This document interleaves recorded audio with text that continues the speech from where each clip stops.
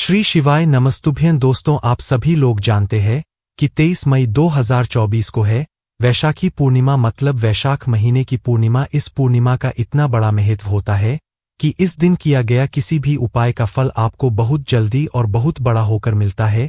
इसलिए आप लोगों को इस दिन दूजेश्वर महादेव जी वाला उपाय जरूर करना चाहिए। और दोस्तों, आप सभी लोग जानते हो कि पंडित जी ने दूजेश्वर महादेव जी वाला उपाय अपनी अभी की ही कथा में बताया हुआ है। इसीलिए दोस्तों, आप यह बात पहले से जानते होंगे कि जब भी पंडित जी कोई नया उपाय बताते हैं तो उस नए उपाय को जो भी लोग पहले करते हैं उन व्यक्तियों को उन उपायों को करने का फल वह बहुत जल्दी मिलता है और बहुत बड़ा होकर मिलता है। इसीलिए दोस्तों, इस वैशाख महीने की नवमी तिथि या सीता नवमी को आप लोगों को दूजेश्वर महादेव जी वाला उपाय जरूर करना चाहिए और इस मौके को अपने हाथ से नहीं जाने देना चाहिए, क्योंकि दोस्तों वैशाख का महीना बार बार नहीं आता है। इस महीने की बहुत ही बड़ी विशेष महत्वता होती है और वैशाख महीने में पड़ने वाले हर विशेष दिन का एक बहुत ही बड़ा महत्व होता है। और जब पंडित जी द्वारा बताया गया नया उपाय जो कि दूजेश्वर महादेव जी वाला उपाय है, इस उपाय को कर लेते हैं तो हमारे जीवन में हमारी जो भी मनोकामनाएं होती है पूर्ण जरूर होती है। हमारी दुख और परेशानियां भी इन उपायों को करने से दूर होती है। अब दोस्तों, यहाँ पर सबसे बड़ी बात यह आती है कि इस दूजेश्वर महादेव जी वाले उपाय को हमें करना कैसे है। देखो, उपाय तो पहले भी लोगों ने सुन लिया है, पर उपाय बहुत सारे लोगों को समझ नहीं आ रहा है।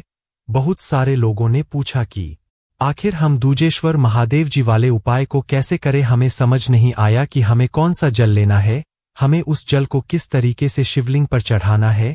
तो देखो, इस वीडियो को आप एक बार देख लेना, उसके बाद आप इस दूजेश्वर महादेव जी वाले उपाय को ऐसे समझ जाओगे जिससे कि आप लोग इस उपाय को बहुत अच्छी तरीके से कर पाओगे। और जब आप उपाय को सही तरीके से और अच्छे तरीके से करोगे तो सीधी सी बात है कि आपको उपाय को करने का जो फल है वह भी बहुत ही जल्दी और बहुत बड़ा होकर मिलेगा। तो दोस्तों, जानते हैं इस उपाय के बारे में कि आखिर इस दूजेश्वर महादेव जी वाले उपाय को आपको इस वैशाख की नवमी तिथि के दिन कैसे करना है, किसको करना है, किस समय करना है और कहां पर करना है। तो देखो, सबसे पहले चीज यह दूजेश्वर महादेव जी वाला उपाय है, यह घर की किसी एक सदस्य को करना है। घर में सभी सदस्यों को इस उपाय को करने की जरूरत बिल्कुल भी नहीं है। इस बात का ध्यान रखना। और घर में से वह एक सदस्य कौन होगा जो इस उपाय को करेगा, तो वह घर की बड़ी माता बहनों में से कोई भी एक माता बहन होगी, ठीक है। घर में जो भी छोटे होंगे वह इस उपाय को नहीं कर सकते। इस बात का आप लोग ध्यान रखिएगा। अगर किसी कारणवश घर की माताएं बहनें किसी कारणवश अगर इस उपाय को ना कर पा रही हूं या वह घर में उपस्थित ना हो, तो फिर दोस्तों दूसरा जो आपके पास यहाँ पर ऑप्शन रहेगा वह यह रहेगा कि आपके घर में जो बड़ा व्यक्ति हो, चाहे वह पुरुष ही क्यों ना हो, वह भी इस उपाय को कर सकता है, ठीक है। क्योंकि अगर आपको उपाय का फल चाहिए और उपाय करना है तो इसी वैशाख के महीने की इस नवमी तिथि के दिन करना पड़ेगा, क्योंकि वैशाख का महीना धीरे धीरे अब जाता जा रहा है। इसलिए मौके को अपने हाथ से बिल्कुल भी मत जाने देना। अब दोस्तों, यहाँ पर बात आती है कि इस दूजेश्वर महादेव जी वाले उपाय को हमें किस समय करना है, सुबह के समय करना है कि शाम के समय करना है, और जब भी करना है तो कितने बजे से लेकर कितने बजे के बीच में करना है। तो देखिए दोस्तों, इस वाले उपाय को आपको सिर्फ और सिर्फ सुबह के समय ही करना है। इस बात का आपको ध्यान रखना है, क्योंकि इस उपाय में हमें शिवलिंग की ऊपर जल चढ़ाना है और जल हमेशा सुबह के समय ही चढ़ाया जाता है। शाम के समय प्रदोष काल में भगवान शिव जी का श्रृंगार हो जाता है, इसलिए शाम के समय जल नहीं चढ़ाया जाता है। इसलिए आप लोग भी शाम के समय जल ना चढ़ाएं। हाँ, किसी विशेष दिन पर आप लोग शाम के समय प्रदोष काल में जल चढ़ा सकते हो। जैसे प्रदोष का दिन होता है तो उस दिन आप लोग शाम के समय जल चढ़ा सकते हो, पर बहुत सारे मंदिरों में शाम के समय जल नहीं चढ़ाने दिया जाता है। इसलिए आप लोग इस वाले उपाय को सुबह के समय करोगे तो ज्यादा बेहतर है, और इस वाले उपाय को आपको सुबह के समय ही करना है, ठीक है। तो आप यह बात समझ गए। अब इस दूजेश्वर महादेव जी वाले उपाय को आपको इस वैशाख महीने की नवमी तिथि के दिन कहां पर जाकर करना है। तो देखो, इस वाले उपाय को आपको अपनी ही घर के पास में जो शिवजी का मंदिर हो वहां पर जाकर करना है। बहुत सारे लोग हर उपाय को करते समय एक प्रश्न जरूर करते हैं, क्या हम इस वाले उपाय को अपने घर पर कर सकते हैं? हमारे घर में भी शिवलिंग है, एक नहीं दो शिवलिंग है। तो क्या हम अपने घर पर इस वाले उपाय को कर सकते हैं? तो देखो, घर की बात अलग होती है और शिवजी के मंदिर की बात अलग होती है, इसलिए ज्यादातर जो उपाय होते हैं वह शिवजी के मंदिर के ही होते हैं। ठीक है, तो इस दूजेश्वर महादेव जी वाले उपाय को आपको शिव जी के मंदिर में जाकर ही करना है और सुबह के समय जितना जल्दी हो सके आप उतना जल्दी उपाय को करने की कोशिश किया करो। अगर किसी कारणवश थोड़ा बहुत देरी भी हो जाए तो फिर आप 10, 11 या दोपहर के 12 बजे तक भी अगर आप इस उपाय को करोगे तो भगवान शिव जी आपके उपाय को स्वीकारित जरूर करेंगे। पर अगर 12 बजे के बाद आप उपाय करोगे तो इसके बाद भगवान के विश्राम का समय हो जाता है। बाकी जितना जल्दी आप सुबह के समय उपाय करोगे उतना ज्यादा भगवान आपसे प्रसन्न होता है। ठीक है, तो आपको करना क्या है, जितना जल्दी हो सके सुबह के समय उपाय कर लेना और भगवान शिव जी के मंदिर में जाकर ही करना है, घर पर नहीं करना है। तो यह बात आप लोग समझ गए। अब देखो, यहाँ पर यह जो दूजेश्वर महादेव जी वाला उपाय है, इस उपाय में हमें 1 लोटा जल की आवश्यकता यहाँ पर पड़ने वाली है। तो देखो, बहुत सारे लोग यहाँ पर 1 लोटा जो जल है वह साधारण जल ले रहे हैं, जो कि हम प्रतिदिन शिवजी के मंदिर जाते हैं और शिवजी पर जल चढ़ाते हैं। पर दोस्तों, पंडित जी ने अभी कुछ ही दिनों पहले की कथा में ही बताया कि इस वैशाख के महीने में आपको साधारण जल न चढ़ाते हुए आपको मिट्टी का जल चढ़ाना है। हम आपको हर वीडियो में यही बात समझ रहे हैं कि साधारण जल का चढ़ाने का आपको फल तो मिलेगा, पर मिट्टी का जल चढ़ाने का जो आपको फल मिलेगा उसकी आप कल्पना भी नहीं कर सकते, क्योंकि वैशाख के महीने में मिट्टी का जल शिवलिंग पर चढ़ने का हमें बड़ा ही बड़ा फल मिलता है। क्योंकि यह गर्मी का मौसम चल रहा है और गर्मी के मौसम में जब भगवान शिवजी पर उस मिट्टी के पात्र का जल चढ़ता है तो भगवान शिवजी को बहुत अच्छा लगता है और जो भी व्यक्ति उसे शिवलिंग के ऊपर इस मिट्टी का जल को चढ़ाता है, भाई भगवान उससे बहुत ज्यादा प्रसन्न होते हैं। तो इस वाले उपाय में जो आप 1 लोटा जल लेंगे वह मिट्टी का ही जल लेंगे। सबसे पहले चीज तो अगर आप लोग मिट्टी का जल ले रहे हो तो भाई वह आपको 1 रात्रि पहले से जो है तैयार करके रखना पड़ेगा। जैसे आप 16 मतलब तारीख को 16 मई को जो है इस वैशाख महीने की नवमी पर रही है, तो भाई 1 दिन पहले मतलब 15 मई की रात्रि में आप लोग क्या करना, 1 मिट्टी का कलश लेना है ना, यह मिट्टी का कोई पात्र लेना, जैसे दिया भी हो सकता है, मिट्टी का मटका भी हो सकता है, मिट्टी का कोई भी पात्र हो सकता है जिसके अंदर कम से कम 1 लोटा जल बन जाए है ना। वह लोटा जिस लोटे से आप शिवलिंग पर जल चढ़ाने जाते हो उतना जल जो है किसी भी एक मिट्टी के पात्र में बन जाए, इतना बड़ा आप मिट्टी का पात्र ले लेना। अगर आपके घर में पहले से कोई मिट्टी का पात्र रखा हुआ है तो भाई वह भी ले सकते, कोई दिक्कत वाली बात नहीं है। बस उस मिट्टी के पात्र में रात्रि में या शाम के समय में आप जिस दिन उपाय करने वाले उसकी 1 दिन पहले की रात्रि में आप उसके अंदर शुद्ध जल भरकर रख दो और भरकर रखने के बाद आप उसे अपने घर के रसोई घर में जहां पर पीने का पानी रखा जाता है उस स्थान पर जाकर रख दो और रखे रहने दो पूरी रात भर के लिए। ठीक है, आप उसको छूना भी नहीं है, कुछ नहीं करना है, बस उस जल को ढक कर रख देना, उसको उघड़ कर नहीं रखना है ना। अब जैसे ही दोस्तों आपका उपाय करने का दिन आता है, सुबह सुबह होती है और वैशाख महीने की नवमी तिथि आती है, तो सुबह सुबह आपको अपने हाथ में खाली लोटा लेना है। वह लोटा अगर तांबे का हो तो बहुत अच्छी बात है, पंडित जी ने खुद बोला हुआ है। बाकी जिस लोटे से आप शिवलिंग पर जल चढ़ाते हैं वह खाली लोटा लेकर आप अपने घर के रसोई घर में पहुंच जाइए जहां पर आपने इस जल को रखा हुआ है।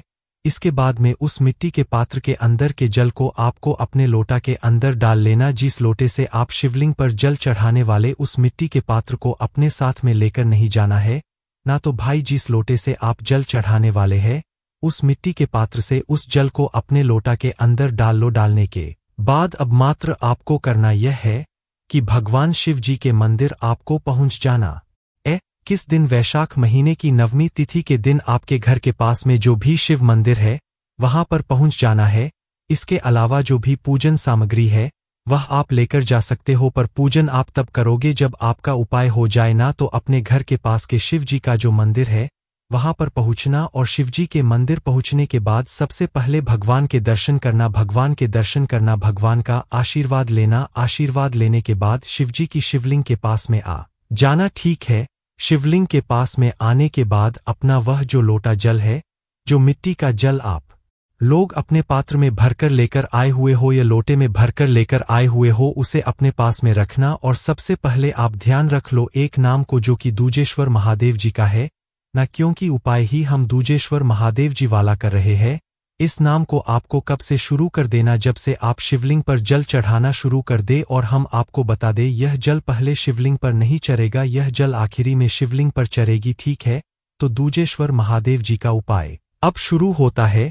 सबसे पहले आपको दूजेश्वर महादेव जी का नाम ध्यान में रखना है, क्योंकि इस नाम को मन में बोलते बोलते ही आपको उपाय को पूरा करना है।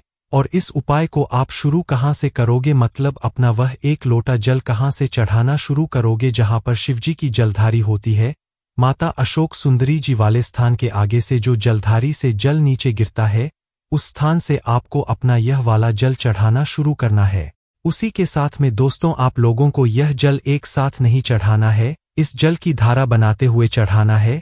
और जब तक आपका यह पूरा जल ना चढ़ जाए तब तक आपको अपनी धारा तोड़ना नहीं है। आपको धारा बनते बनते ही शिवलिंग के ऊपर जल चढ़ाना है, ठीक है। अब यहाँ पर समझते हैं। देखो सबसे पहला स्थान आप लोग समझ गए हो कि जब हम शिवलिंग पर जल चढ़ाते हैं वह जल बहता हुआ जलधारी से नीचे गिर जाता है। तो वह स्थान जलधारी का जहां से जल बहता हुआ जाता है और जलधारी से नीचे गिर जाता है, उस तरफ आप सबसे पहले अपना वह जल का लोटा कर लो, ठीक है। यूं कि आपको अपना जल कहाँ से लाना शुरू करना है, वही जलधारी के आखिरी हिस्से से जहां से जल नीचे करता है, ठीक है। तो उधर से अपनी धार बनाना शुरू करो, अपने लोटे से जल गिरना शुरू करो, धार बनाना शुरू करो। और जैसे ही धारा बना लेते हो तो भाई उस धार को रोकना नहीं है, मतलब आपको जब ही रोकना है जब आपका पूरा जल मतलब उपाय में चढ़ जाए, ठीक है। और दूजेश्वर महादेव जी का नाम मन ही मान लेते रहना जब तक आपका उपाय पूरा ना हो जाए। तो आपको अपनी जल की धारा को जलाधारी से चढ़ाना शुरू करना है और गणेश जी वाले स्थान से होते हुए शिवलिंग के साइड से होते हुए, शिवलिंग के पीछे से होते हुए और शिवलिंग के वापस से इस साइड से होते हुए आपको कार्तिकेय जी वाले स्थान पर आना है। और स्थान पर आने के बाद आपको वापस से उसी जगह पर अपनी जल की धार को लेकर आ जाना है जहां से अपने इस जल को चरना शुरू किया था। कहने का मतलब यह है कि आपको इस जल की धारा को शिवलिंग के चारों तरफ की जो जलधारी होगी उस जलधारी के ऊपर आपको इस जल की धार को चढ़ाना है। बस गणेश जी वाले स्थान के साइड से ही आप लोगों को इस जल की धारा को लेते हुए जाना है और लौटकर कार्तिकेय जी वाले स्थान की तरफ से अपनी जल की धारा को लेकर आ जाना है और वापस वहीं आ जाना जहां से अपने जल को चढ़ाना शुरू किया था। अब इसके बाद में अब जिस तरफ से खड़े होकर, जिस साइड से खड़े होकर अपना यह वाला उपाय कर रहे होंगे, अब आपको अपनी उस जल की धारा को लेकर उस तरफ आ जाना है। इस जल के लोटे को लेकर जिस तरफ आप खड़े हुए आपको हिलना नहीं है, आपको वही के वही खड़े रहना है। बस अपने जल की धारा को जलधारी से कहां पर लेकर आ जाना है, आप जिस तरफ खड़े हुए हो आपके सामने की तरफ की जलधारी होगी, उस तरफ लाकर आपको अपनी जल की धारा को चढ़ाते रहना है। और जैसी आप अपने सामने की तरफ मतलब जल की धारा को लेकर आ जाओ, उसके बाद में आपको इसी जल की धारा के साथ साथ में अपने लोटा को शिवजी की शिवलिंग के ऊपर ले जाना है और इस धारा को शिवजी की शिवलिंग के ऊपर जल आपको चढ़ा देना है। आप समझ गए। आप लोग को आखिरी में आप लोगों को यह जल धारा के साथ शिवजी की शिवलिंग के ऊपर चढ़ाना है। आप इस बात का आप लोग ध्यान रखना कि पहले आपको शिवलिंग के चारों तरफ गणेश जी वाले स्थान से होते हुए कार्तिक जी वाले स्थान से होते हुए आपको लौटकर वापस वहीं आना है जहां से अपने इस जल की धारा को चढ़ना शुरू किया था। और फिर उस जगह से आप लोगों को उस जगह तक इस जल की धारा को लेकर आना है जिस जगह से आप इस जल को चढ़ा रहे हो, जिस साइड से आप अपने इस जल को चढ़ा रहे हो। फिर उस जगह पर अपने जल की धारा को लाकर सीधा शिवजी की शिवलिंग के ऊपर आप लोग इस जल की धारा को चढ़ा देना, धीरे धीरे करके एक धारा से चढ़ा देना और दूजेश्वर महादेव जी का नाम लेते रहना जब तक आपका यह उपाय पूरा ना हो जाए। बस दोस्तों, जैसी आप लोग अपना यह पूरा जल चढ़ा देते हो, उसके बाद में भगवान से हाथ जोड़कर विनती करके अपनी वह मनोकामना बोलना जिसके लिए आप लोग अपना यह वाला उपाय कर रहे हो, चाहे आपकी जो भी दुख और परेशानी हो जिसके लिए आप लोग अपना यह वाला उपाय कर रहे हो, अपनी वह दुख परेशानी बोल देना। बस दोस्तों, यहाँ पर आपका यह वाला उपाय पूरा हो जाता है। श्री शिवाय।